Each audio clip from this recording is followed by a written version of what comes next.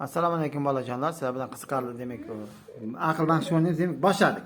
Kim ko'proq olar ekan? Qizil, ko'k, oq, qora, sariq, sariq. Demak Nusima bitta yutdi. Qora, qora. Ikkita yutdi. Ko'k, ko'k 3 ta. Yashil, qizil. qizil, qizil, oq, nok, oq, nok, Qizil, yashil, oq, qora,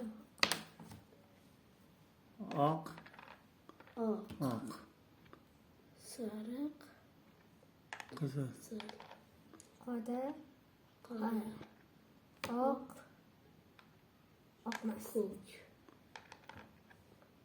yashil,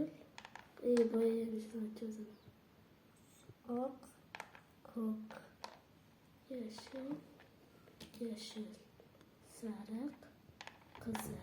Demak hozircha Nusima yutyapti.